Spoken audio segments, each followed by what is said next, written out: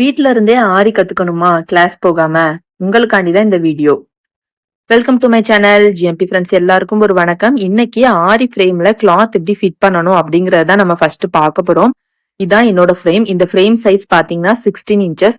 ஃப்ரேம்ல பொதுவா screw adjust பண்ற மாதிரி ஒண்ணு இருக்கும். அண்ட் இந்த லேயர்ல வந்துட்டு நாடா சுத்தி இருக்கும். இந்த நாடா வந்து நானா சுத்தினது. கண்டிப்பா நாடா எதுக்கு சுத்தணும் அப்படின்னா கிளாத் வந்து டேமேஜ் ஆகாம இருக்கிறதுக்கு நம்ம நாடா வந்து சுத்திப்போம். பிகினர்ஸ் நீங்க கண்டிப்பா நாடா சுத்திக்கோங்க. அப்பதான் உங்களோட கிளாத் வந்து டேமேஜ் ஆகாம இருக்கும். அண்ட் இப்போ நம்ம பிகினர்ஸ்க்கு என்னென்ன தேவை அப்படிங்கறத நம்ம பார்க்க போறோம்.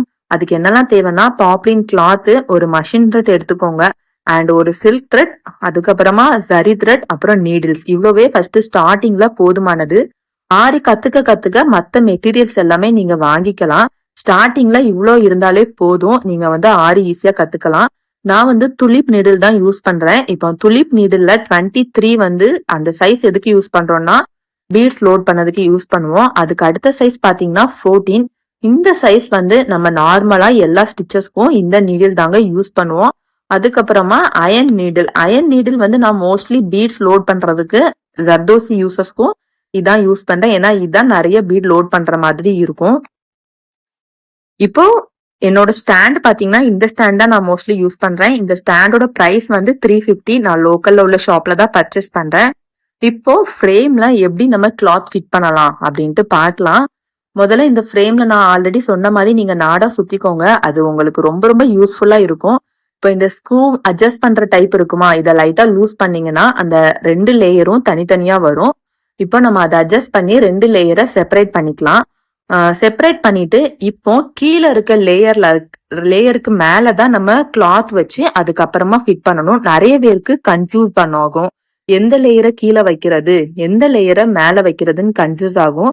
ஈஸியா ஞாபகம் வச்சிருக்கிறதுக்கு அந்த ஸ்க்ரூ இருக்கு பாத்தீங்களா, அந்த லேயர் தான் மேல இருக்கும். சோ நீங்க எம்டியா இருக்கிற அந்த ரவுண்ட் லேயரை கீழே வச்சுக்கோங்க, ஸ்க்ரூ இருக்கிற லேயர் வந்து மேல வரும். இப்படி ஞாபகம் வச்சுக்கிட்டீங்கன்னா உங்களுக்கு ரொம்ப ஈஸியா இருக்கும். சோ கிளாத்தை நீங்க முதல்ல ஃபிட் பண்ணிட்டு அதுக்கப்புறமா இந்த லேயரை மேல வச்சு லைட்டா ப்ரெஸ் பண்ணீங்கன்னா போதும். அது வந்து ரெண்டும் சேர்ந்து ஃபிட் ஆகிரும். ஃபிட் ஆகுனதுக்கு அப்புறமா லைட்டா அந்த ஸ்க்ரூவை நீங்க டைட் பண்ணிக்கோங்க. ரொம்ப டைட் பண்ணாதீங்க, லைட்டா டைட் பண்ணிக்கோங்க. இப்ப பாத்தீங்களா நமக்கு வந்து கிளாத் வந்து ஓரளவுக்கு ஃபிட் ஆயிட்டு. இப்ப நான் ஸ்க்ரூவை வந்து லைட்டா டைட் பண்ணிக்கிறேன்.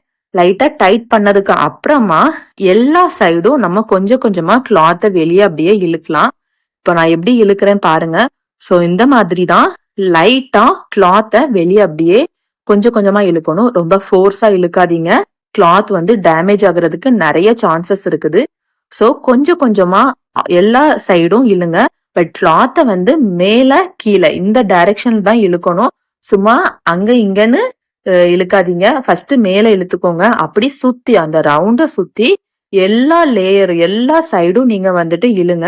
நீங்க இழுக்க இழுக்க அந்த கிளாத் வந்து நல்லா டைட் கொடுக்கும். எவ்வளவுக்கு எவ்வளவு அந்த கிளாத் டைட்டா இருக்கோ அவ்வளவுக்கு அவ்வளவு உங்களுக்கு வந்துட்டு பினிஷிங் நீட்டா வரும். நிறைய பேர் வந்துட்டு நான் ஆரி போடும்போது எனக்கு ஷேப்ஸ் எல்லாம் கரெக்டா இருக்குது, ஆனா ஃப்ரேமை விட்டு ரிமூவ் பண்ண பிறகு எனக்கு ஷேப்ஸ் வந்து மாறிடுது அப்படின்ட்டு சொல்றீங்க. அதுக்கு காரணம் ஒன் ஆஃப் த ரீசன் இதுதான். நீங்க கிளாத் வந்து லூஸ் ஆக அப்பப்போ டைட் பண்ணிக்கோங்க. அப்போதான் நமக்கு பினிஷிங் பெர்ஃபெக்டா இருக்கும். இப்ப பாருங்க என்னோட கிளாத் எந்த அளவுக்கு டைட்டா இருக்கு அப்படின்னு உங்களுக்கே தெரியும். நான் கைய வச்சு கீழே அமுக்குறேன், ஆனா அது வந்து கொஞ்சம் கூட கீழே போகல. சோ இந்த அளவுக்கு நமக்கு வந்து கிளாத் வந்து நல்லா டைட்டா இருக்கணும். அப்படி டைட்டா இருந்தா மட்டும்தான் நமக்கு ஒர்க் பண்றதுக்கும் ஈஸியா இருக்கும் அண்ட் பினிஷிங் வந்து ரொம்பவே நீட்டா கிடைக்கும். இந்த மெத்தடை ஃபாலோ பண்ணி நீங்களும் உங்களோட ஃப்ரேம்ல கிளாத்தை சூப்பரா ஃபிட் பண்ணிக்கோங்க. நெக்ஸ்ட் ஸ்டிச்சஸ் வந்து நம்ம அடுத்த வீடியோல பார்க்கலாம்.